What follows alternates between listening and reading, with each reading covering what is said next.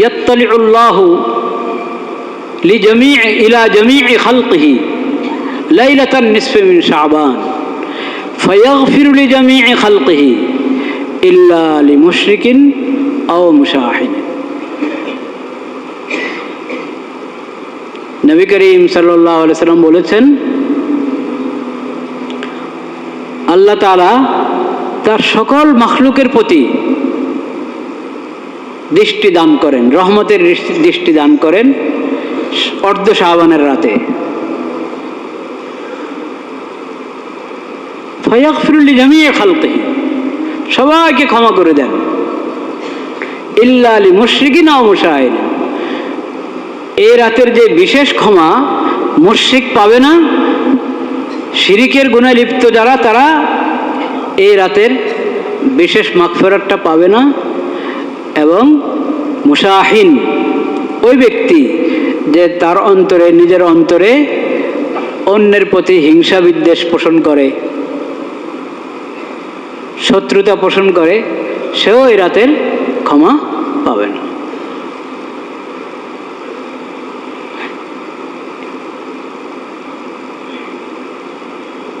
তো কোনো সময় সম্পর্কে, রাত বা দিন বা কোনো একটা মুহূর্ত এর বিষয় যদি আল্লাহর পক্ষ থেকে ঘোষণা হয় যে এটা মাগফিরাতের সময়, আল্লাহ ক্ষমা করেন, এর মানে হলো বান্দা যাতে ওই সময়টাকে কাজে লাগায়,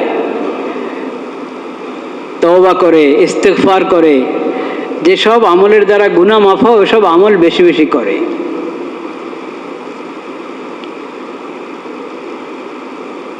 এই সূত্র ধরেই এই রাতের মধ্যে মানুষ চেষ্টা করে নফল আমল বেশি বেশি করার, নফল নামাজ বেশি পড়বে, রুকু সেজদা দীর্ঘ সময় সেজদার মধ্যে কাটাবে, তাসবিহ পাঠ করবে এবং দোয়া করবে। সেজদার মধ্যে একটা তো তাসবিহ পাঠ করার কাজ, সুবহান রাব্বিয়াল আলা, আর একটা কাজ কি? দোয়া। যত দোয়া করতে পারি, কোরআন হাদিসে যা দোয়া আমার মুখস্থ আছে সব করলাম। যদি মুখস্থ না থাকে, নফল নামাজের মধ্যে সজদাতে নিজের ভাষাও যদি আমি দোয়া করি আল্লাহর কাছে, তাও ভালো, আল্লাহ কবুল করবেন।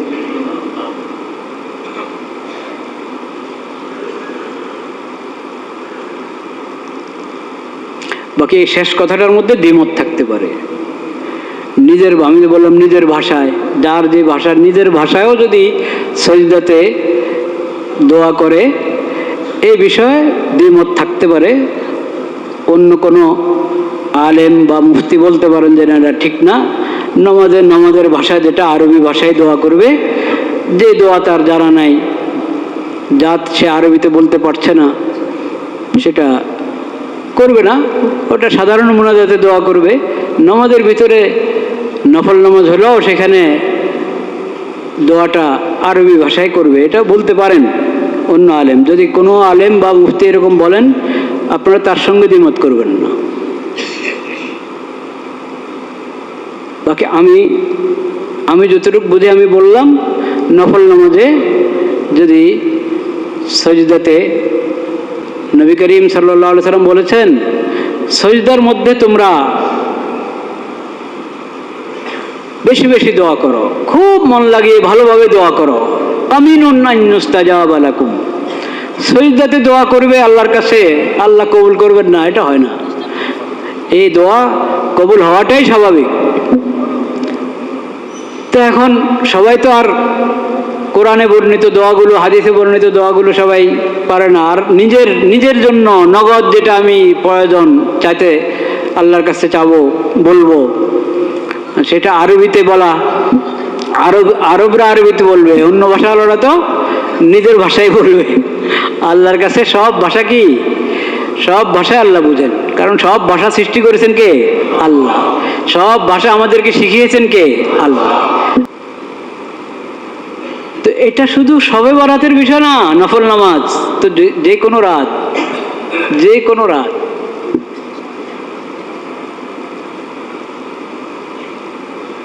এটা একটা বাৎসরিক বিশেষ ডাক। আল্লাহর পক্ষ থেকে। নতুবা প্রতি রাতেই তো এই মুহূর্ত আসে যখন আল্লাহর রহমতের দরজা খোলা, আসে কি না? প্রতি রাতে আসছে। এই যে শীতের লম্বা লম্বা রাত, হ্যাঁ, এসার পরে সময় নষ্ট করি গল্প গুজবের মধ্যে, আর শেষ সাথে শুয়ে থাকি। নবীজি শিখিয়েছেন আগে আগে শো, আগে আগে শো। নবীজির সুন্নতের উপর আমল করলে দিন দুনিয়ার সব ফায়দা পাওয়া যায়। এখন চিকিৎসকরা, বিজ্ঞানীরা এখন বলে যে আগে আগে শোয়ার প্রয়োজনীয়তা কেন, বলে কিনা? দেরিতে শুবেন, আসল ঘুমটা পাবেন না আপনি। গভীর ঘুম যেটা আপনার স্বাস্থ্যের জন্য, সুস্থতার জন্য দরকার, দেরিতে ঘুমালে সেই ঘুমটা পাবেন না। 9:30 10টার দিকে, 9টার দিকে যদি শুয়ে পড়েন, কমপক্ষে 9:30 10টাতে যদি শুয়ে পড়েন, তাহলে আপনি আসল ঘুমটা পাবেন। ওই সময় 3-4 ঘন্টা ঘুম অনেক ফায়দা দিবে। আর 12টার পরে শুলেন, তখন 4-5 ঘন্টার ঘুমও ফায়দা দিবেন আপনাকে।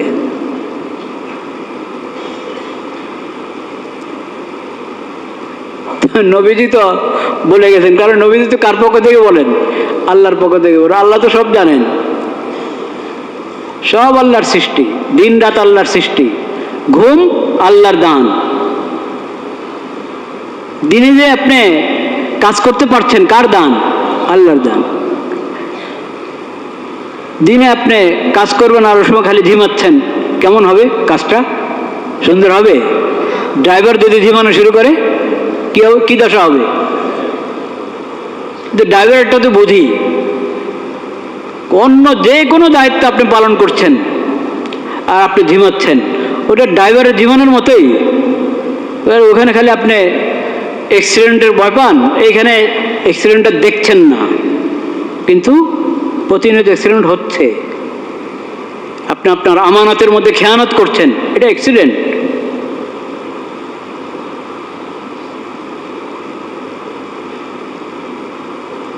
প্রতি রাত শবে কদর আসে, প্রতি রাত শবে বরাত আসে, যদি আমি কদর করতে জানি, যদি আমি কদর করতে জানি। তো প্রতি রাতে তো ওই মুহূর্তটা আসছে। আল্লাহ তাআলা তো রহমতের হাত প্রসারিত করে রাখছেন সারা রাত। দিনে যে পাপাতারের মধ্যে ছিল, এখন হুঁশ এসেছে, তওবা করে আল্লাহর দিকে অগ্রসর হক, তওবা করে ক্ষমা গ্রহণ করো, ক্ষমা পেয়ে যাক। প্রতিদিনের অবস্থা, বিশেষ করে রাতের শেষ অংশে, রাতের শেষ অংশে, তখন তো আল্লাহ রাব্বুল আলামিনের বিশেষ রহমত বান্দাদের দিকে ছুটে আসে এবং ঊর্ধ্ব জগৎ থেকে বলা হতে থাকে বান্দাদেরকে, কার কি প্রয়োজন বলো, কার রিজিক দরকার বলো, কার সুস্থতা দরকার বলো, কার কি প্রয়োজন বলো, তোমার প্রয়োজন পুরা করা হবে। ওখান থেকে ঘোষণা হচ্ছে, আর আমরা শুয়ে আছি, আমরা শুয়ে আছি। আর বছরে একবার শবে বরাতের জন্য বসে আছি, শবে বরাত পালন করবো এমন ভাবে যে হয়তো দেখা যাবে ফজরের নামাজের আর খবর নেই, অনেক রাত পর্যন্ত জাগ না, তারপরে শুয়ে পড়েছে, ফজরের নামাজের খবর নেই। কোন রকম উঠে ফজর পড়েছে, কিন্তু মসজিদে জমাতের সাথে পড়তে পারলো না।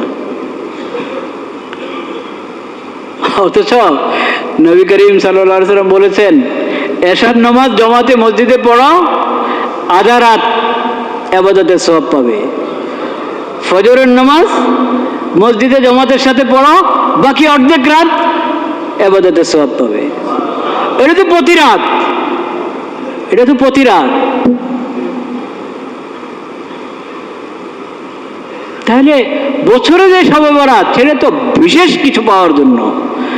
দৈনিক তো আমার জন্য খোলাই আছে শবে বরাত, দৈনিক তো আমার জন্য শবে কদর খোলাই আছে। তা আলাদা আরেক শবে, বছরে একবার শবে কদর, বছরে একবার শবে বরাত, সেটা তো অন্য কিছুর জন্য। আরো কিছুর জন্য, ভিন্ন কিছুর জন্য, তো ওটার জন্য কেন প্রস্তুত করছি না আমাকে? কেন খালেস তওবা করছি না? কেন পাক সাফ হচ্ছে না আমি? বন্দার যে সমস্ত হক নষ্ট করেছি সে হক আদায় করার ব্যাপারে কেন সচেতন হচ্ছি না? সব ধরনের শিরিকের গুনাহ কেন ছাড়ছি না? যে শিরিকের গুনাহ থাকলে বছরে একবার যে শবে বরাত আসছে সেই মাগফিরাতটা আমি বঞ্চিত হচ্ছি, সেই মাগফিরাত থেকেও। কত আফসোসের কথা। মুশাহিন, অন্তরে অন্যের ব্যাপারে হিংসা, বিদ্বেষ, শত্রুতা, কোনো মিল নাই, ভালোবাসা নাই, মহব্বত নাই। সাধারণ সাধারণ তুচ্ছ তুচ্ছ কারণ নিয়ে একই পরিবারের 2 সদস্যের মধ্যে, একই খানদানের নিজের রক্তের আত্মীয়দের সাথে কত ধরনের লড়াই ঝগড়া, বিবাদ বিসংবাদ, সম্পর্কটা খারাপ হয়ে যায়। সম্পর্ক খারাপ হওয়া মানে হলো 1 গুনাহ না 100 গুনাহ? 100 গুনাহ, 100 গুনাহ। এবং যাদের এরকম পরস্পর সম্পর্ক নষ্ট হয়ে আছে, একজন আরেকজনের দিকে তাকায় না, সালাম দেয় না, সালাম দিলে উত্তর নেয় না, অসুস্থ হয়েছে খোঁজ নিচ্ছে না, একজন আরেকজনের ভিতরে মামলা দিতে থাকে। এখন তো আমাদের আদালতের অবস্থা, সব রেডি করা থাকে উকিলদের কাছে। ভালো যে সামনে একজন দিনদার উকিল আছেন, থাকে নাকি? রেডি করা থাকে, যাবে আর বাস করে দিল মামলা। আপনি করেন না, কিন্তু এরকম আছে কি না?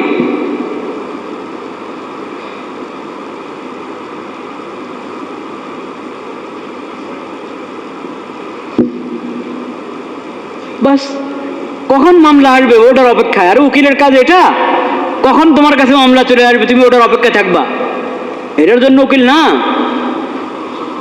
ওয়ালা তাকুন লিল খাইনিনা খাসিমা, উকিল তো সহযোগিতা করবে, আইনি সহযোগিতা দিবে, আইনি সহযোগিতা দিবে। এজন্য যে জালিম, জুলুম, অন্যের হক আত্মসাৎ করেছে, অন্যের উপর জুলুম করেছে, ও গিয়ে ভালো কোনো উকিল পাবে না যদি নিশ্চিত হয় উকিলের কাছে যে এ তো ধান্দাবাজ, এ আরেকজনের হক নষ্ট করছে, আমি একে আইনি সহযোগিতা দিব না। কারণ একে আইনি সহযোগিতা দেওয়া মানে হলো আমি নিজেও জুলুমের মধ্যে শরীক হলাম। কিন্তু আপনারা বলেন কে উকিল পায় না? এরকম আছে? আমাদের অ্যাডভোকেট সাহেব ওনাকে পাবে না, কিন্তু আরেকজনকে পেয়ে যাবে, সেও আইনি সহযোগিতা পাবে। আইনের মারপেচ, শব্দের মারপেচ দিয়ে ওরও সহযোগিতা করে দিবে। টিকলো না টিকলো পরের কথা। আর যদি জজকে পট্টি পড়ায় দেয় তো কিসে শেষ।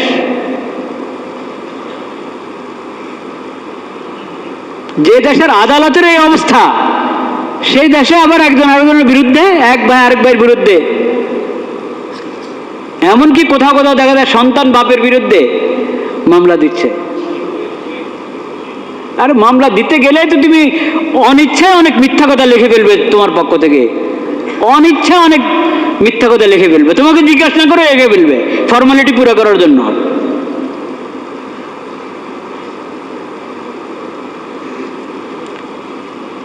তো এখন দুইজনের মধ্যে দ্বন্দ্ব হলে দেখা যায় কালকে আমি আরেক মামলা কিন্তু রেডি করেছি, কালকে আরেকটা মামলা দিয়ে দিব। কি তামাশা মামলা দেওয়া! যে কোনো অজুহাত দ্বারা এই মামলা দিতে পারছো তুমি, মুসলমান। সেও আরেকটা, আমি আরো দেখ একটু অপেক্ষা কর, আমি 1 কয়টা দিচ্ছি তোর নামে। বাহ, এই তো আমাদের অবস্থা। এইরকম যে সমাজের অবস্থা, সেই সমাজ শবে বরাতের নাম নেওয়া অন্যায়। কারণ শবে বরাতের ফজিলত আর বরকত ঘোষণা হয়েছে এইভাবে যে 2 ব্যক্তির মাঝে মধ্যকার সম্পর্ক ভালো না, একজন আরেকজনের প্রতি হিংসা পোষণ করে, বিদ্বেষ পোষণ করে, শত্রুতা পোষণ করে, তারা শবে বরাতের বরকত এবং ফজিলত পাবে না।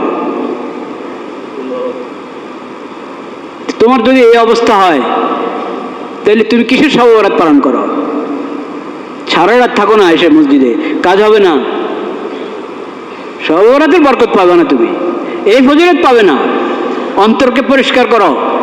আরে দুজনের মাঝে বাস্তবে যদি কেউ ভুল বোঝাবুঝির কারণে হক বা ইচ্ছা করেও যদি একজন আরেকজনের হক নষ্ট করতেছে, ওটার জন্য তুমি আইনি সহযোগিতা নিবা, নাও, কিন্তু দুজনের মধ্যে সম্পর্ক খারাপ করার তো দরকার নেই, একজনের বিরুদ্ধে মিথ্যা বলার তো দরকার নেই।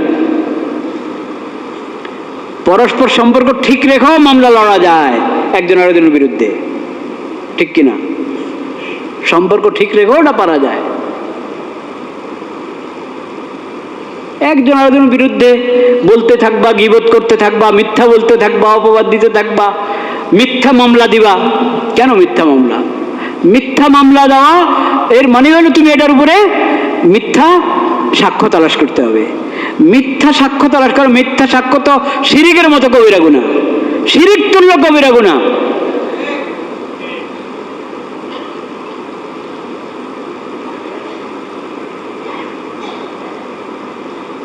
শবে-বরাত তো সস্তা না,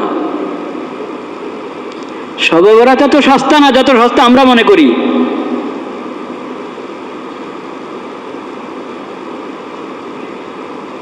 সব ধরনের শিরিক থেকে মুক্ত হতে হবে।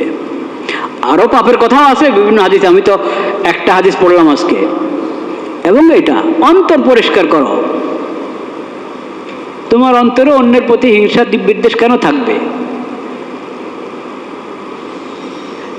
যে তোমাকে শত্রু মনে করে, শত্রুর আচরণ করে, তার বিষয়েও তোমার অন্তরে হিংসা থাকবে না, বিদ্বেষ থাকবে না, শত্রুতা লালন করবে না তুমি তার বিষয়েও।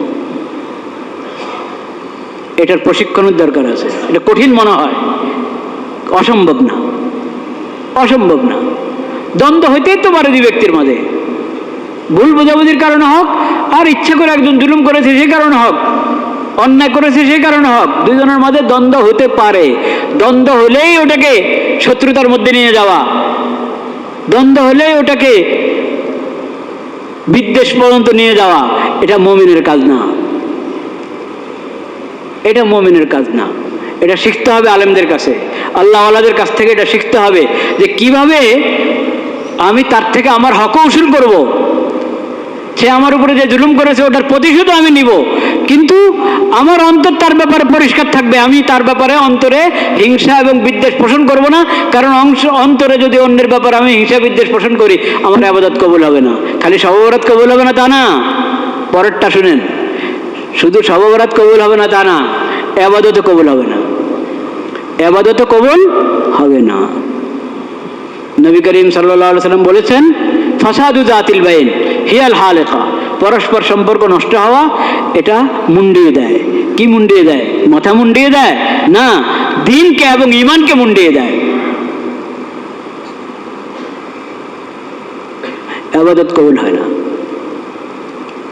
আল্লাহ রাব্বুল আলামিনের দরবারে বান্দাদের আমলনামা পেশ করা হয় প্রতি সপ্তাহে, ওটা সাপ্তাহিক। আমরা তো যাই খালি বাৎসরিক। প্রতি সপ্তাহে আল্লাহর দরবারে বান্দাদের আমলনামা পেশ হয়, যেখানে যেই আমলনামার মধ্যেই দেখা যায় যে এর অমুকের সাথে দ্বন্দ্ব আছে, ও অমুকের মাঝে ওর অমুকের সাথে তার সম্পর্ক সঠিক না, এরা একজন আরেকজনকে সালাম কালাম দেয় না, এদের পরস্পর সম্পর্ক ভালো না, অন্তরে আরেকজনের প্রতি হিংসা বিদ্বেষ, এরকম যত আমলনামা পেশ হয় সব আমলনামা জমা হতে থাকে, ওটাকে মঞ্জুর করা হয় না। ওটাকে কি করা হয় না? মঞ্জুর করা হয় না। বলেন উত্রুকু হাদাইন, এদেরটা রেখে দাও। আজকালের আদালতের ভাষা যদি বলেন, মানে অফিসের ভাষা বললে কি বলবেন? এদের ফাইল রেখে দাও। উত্রুকু হাদাইন, এদেরটা রেখে দাও। হাত্তা ইয়াস্তালিহা, এরা নিজেদের সম্পর্ক ঠিক করক, আগে মিশে যাক, মিলে মিশে এক হোক, তারপরে ওদের বিষয় দেখা হবে। এখন এদেরটা রেখে দাও। উত্রুকু হাদাইনি হাত্তা ইয়াস্তালিহা, সহিহ মুসলিম শরীফের হাদিস, নবী করিম সাল্লাল্লাহু আলাইহি ওয়াসাল্লামের থেকে বর্ণিত সহিহ সূত্রে বর্ণিত হাদিস, যেটা সহিহ হাদিস গ্রন্থগুলোর মধ্যে বর্ণিত হয়েছে। উত্রুকু হাদাইন, এদেরকে রাখো, হাত্তা ইয়াস্তালিহা। তা আপনার সব ঈমান আমল, যত নেক আমল করতেছেন, সদকা খায়রাত, নফল নামাজ, যা কিছু করছেন, সব ফাইল বন্ধ হয়ে আছে। একটা ফাইল ওকে হচ্ছে না। এবার চিন্তা করেন একজন আরেকজন বিরুদ্ধে কত মামলা করবেন।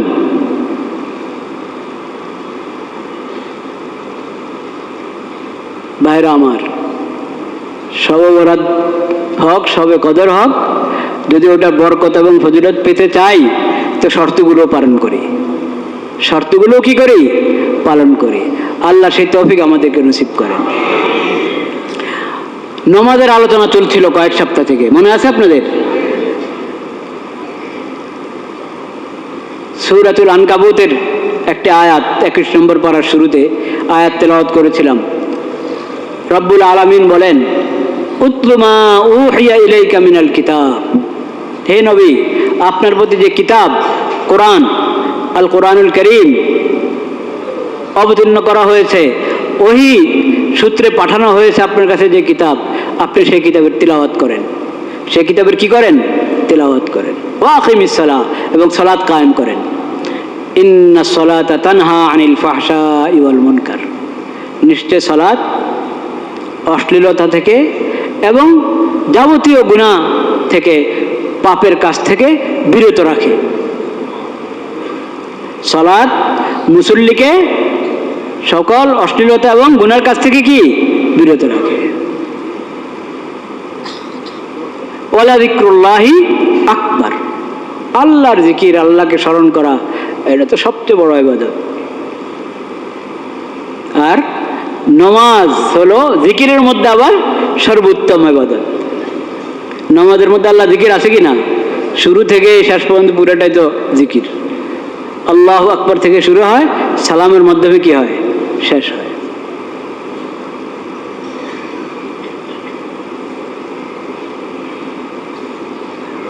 নামাজের মধ্যে আরো বিভিন্ন দিক আছে, জিকিরের মধ্যে আরো দিক আছে।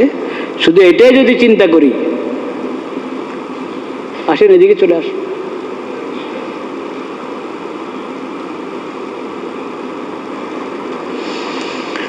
লা ইলাহা ইল্লাল্লাহ, লা ইলাহা ইল্লাল্লাহ, লা ইলাহা ইল্লাল্লাহ, ওয়ালা যিকরুল্লাহি আকবার।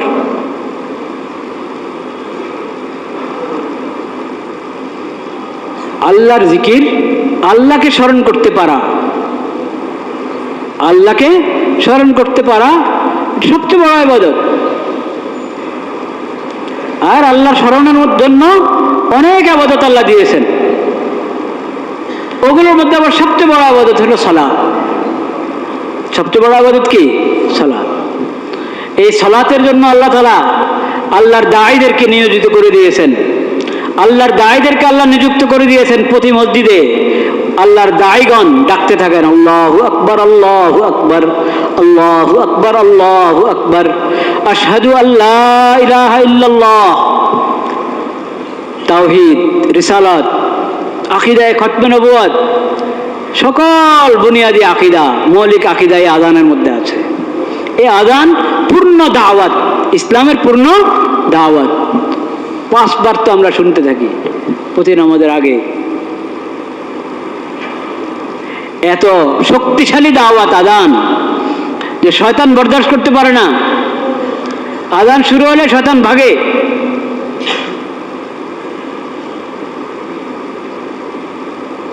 আযান এত শক্তিশালী দাওয়াত। এই শক্তিশালী দাওয়াত আমরা যদি গ্রহণ না করি, যখন মুয়াজ্জিন বলছে আল্লাহু আকবার, কার পক্ষ থেকে বলছে? আল্লাহর পক্ষ থেকে। তো আল্লাহ বলছেন, বান্দা আসো, বান্দা আসো, মসজিদে আসো, মসজিদে আসো। আসলে তোমাকে আটকানো হবে না, আসো। কিন্তু আমি আসছি না, আমি তো আসছি না। এই ডাকটা তো শুধু জুমার দিন না, এই ডাক কি শুধু জুমার দিন? প্রতিদিন, প্রতিদিন, এবং 5 ওয়াক্ত নামাজে আমাকে ডাকা হচ্ছে। শুধু জুমার দিন আমাকে ডাকা হচ্ছে তা না।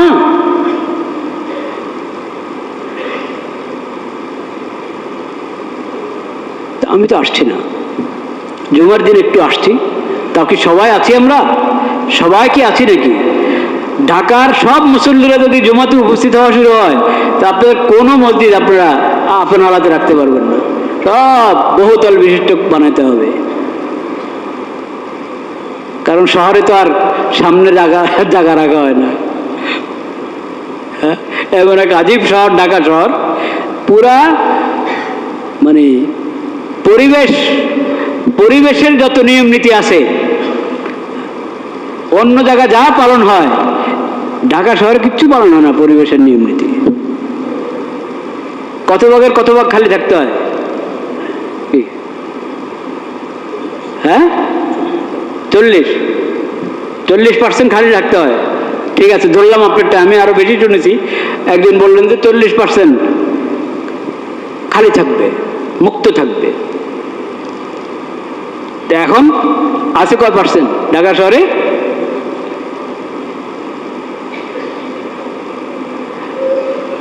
তো সব মুসল্লিরা যদি জুমার নামাজে আসা শুরু করে, অন্য নামাজের কথা বলছি না, জুমার নামাজে যদি শুধু জুমার নামাজে যদি সব মুসল্লি হাজির হয়, তাহলে ঢাকা শহরের মসজিদগুলো কখনো জায়গা হবে না, সম্ভব না।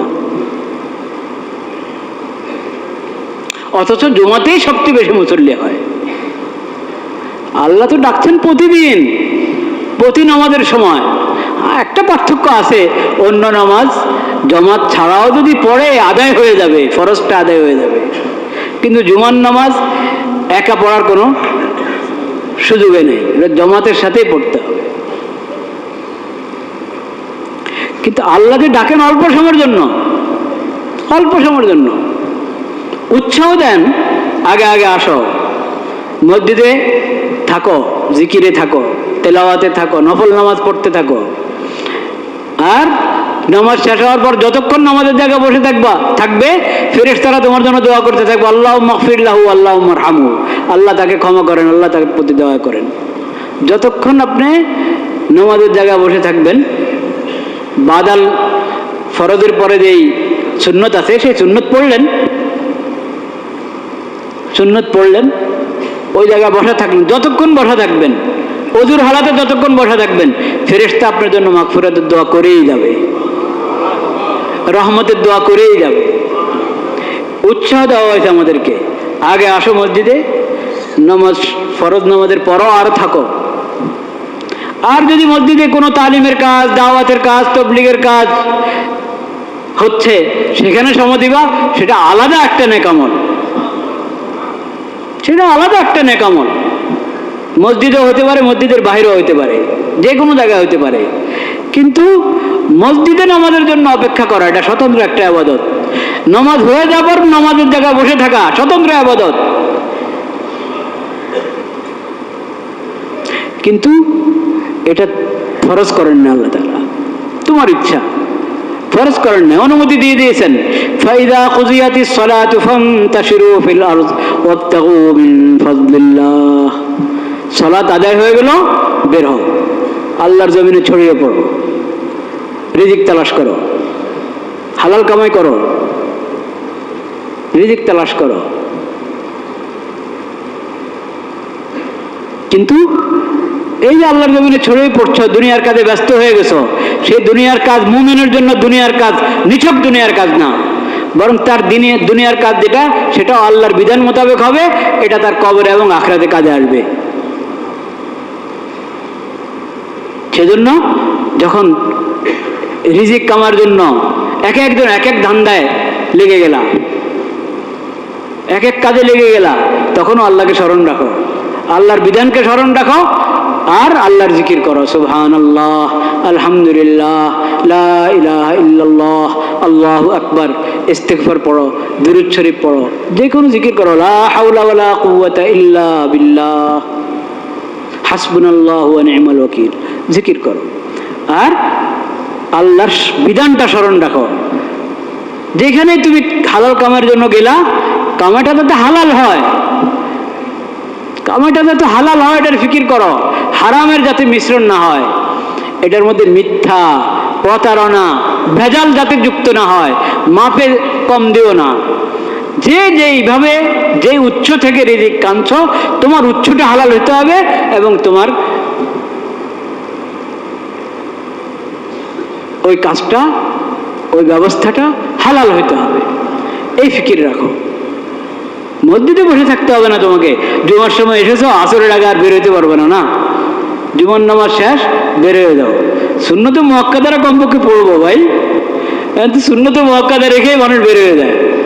আমরা সুধারণা রাখি উনি নিশ্চয় ঘরে গিয়ে পড়েছেন, আমরা সুধারণা রাখি যিনি চলে গেছেন, বের হয়ে গেছেন,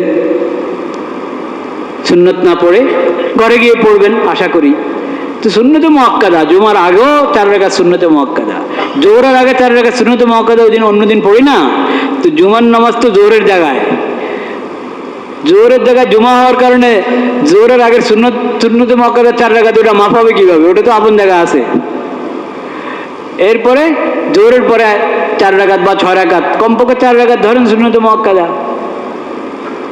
এটা পড়া উচিত। সুন্নতে মুআক্কাদা মানেই তো হলো, আরবিতে হাদিসের কিতাবে সুন্নতে মুআক্কাদার নাম হলো সুন্নতে রাতেবা। রাতেবা মানে যেটা নিয়মিত আদায় করা হয়, কোনোদিন বাদ যায় না, বাদ দেওয়া হয় না, এটাকে বলে রাতেবা। তো নাম থেকে তো বোঝা গেল এটার গুরুত্ব। কিন্তু ফরজ নামাজের সালাম ফিরানোর পর মুনাজাত হয়। আমি আগে মুনাজাতের কথা বলেছি যে মুনাজাতের নামাজের অংশ না, এবং একসাথে সবাই মিলে ইমামের সঙ্গে শুরু করতে হবে, ইমামের সঙ্গে শেষ করতে হবে, এমনও কোনো কথা না। ইমাম সাহেব সালামের পরে উঠে গেলেন, নিজের আমল নিজে করতেছেন, নিজের জিকির নিজে করছেন, বা উনি ওনার সুন্নত শুরু করে দিয়েছেন, আপনার ইচ্ছা আপনি মুনাজাত দিতে থাকেন। ইমাম সাহেব সংক্ষিপ্ত মুনাজাত দিয়েছেন, আপনি লম্বা মুনাজাত দিতে থাকেন, কোনো সমস্যা নেই। মনে করেন আজকে আমি হয়তো ফরজ নামাজের পরে মুনাজাত দিব না, কিন্তু এর মানে আপনারাও দিবেন না তা না, আমি আমার মুনাজাত দিব। সব শিখতে হয়, সব সুরত জানতে হয়, কারণ শরীয়ত যে জিনিসকে মুক্ত রেখেছে, উন্মুক্ত, এটাও হতে পারে ওটাও হতে পারে। ওখানে শুধু একটা যদি আমরা অভ্যস্ত হয়ে যাই, এমনভাবে অভ্যস্ত হয়ে যায়, এর ব্যতিক্রম দেখলেই পরে বস এক ধরনের ঝগড়া শুরু হয়ে যায়। আরে হ্যাঁ মুনাজাত দিল না ইমাম সাহেব, হ্যাঁ মুনাজাত দেওয়া ছাড়া কোথায় যান? আরে ভাই এটা তো এমন জিনিস না, সুন্নতে মুআক্কাদা বাদ দিয়ে চলে যাচ্ছে, আপনি কাউকে থামান না। সুন্নতে মুআক্কাদা না পড়ে অনেকে বের হয়ে যায় না, ওদেরকে কেউ থামায়? আরে ভাই সুন্নত না পড়ে কোথায় যান? কেউ থামায় না। কিন্তু এই যদি একদিন মুনাজাত না দিল ইমাম সাহেব, হ্যাঁ ইমাম মুনাজাত দিল না, কি ঘটনা, কি ব্যাপার? তো এটা এরকম বিরক্ত হওয়ার বিষয় না, এটা বিরক্ত হওয়ার, আপনার মুনাজাত আপনি দেন, এটা তো ঐচ্ছিক আমল, মুস্তাহাব আমল, এবং এমন আমল যে আপনি একাই করবেন। দোয়া দুনো রকম হতে পারে, একাও হতে পারে, কয়েকজনে মিলেও হতে পারে। কয়েকজনে মিলে হলে একসঙ্গে শুরু করতে পারে, একজন পরে শুরু করতে পারে, আগে শেষ করতে পারে, পরে শেষ করতে পারে, সব সুরত মুক্ত, এটা জানা থাকা দরকার। তো আমি বলছি কেউ যদি এখন মুনাজাত না দিয়ে উঠে যাচ্ছে, সুন্নতের জন্য উঠে যাচ্ছে, তাও আপত্তি নেই, আপনি পড়েন আল্লাহুম্মা আনতাস সালাম ওয়া মিনকাস সালাম তাবারাকতা ইয়া যাল জালালি ওয়াল ইকরাম, এতটুক বলেন, সুন্নত শুরু করে দেন, মুনাজাতের অপেক্ষা করলেন না, কোনো অসুবিধা নেই। আপনি ঘরে গিয়ে সুন্নত পড়বেন, যান, তাড়াতাড়ি বের হতে চাচ্ছেন, বা আপনি মুসাফির, আপনার সফরের তাড়া আছে, তা তো বের হবে নেই। আপনার জন্য তো মুসাফির যদি বাস্তবে শরীয়তের যে মানদণ্ড মুসাফির হওয়ার, ওরকম মুসাফিরের তো জুমায় আপনার উপরে ফরজ না, আপনি যে কোনো সময় সুযোগ মতো জোহর পড়ে নিতে পারেন।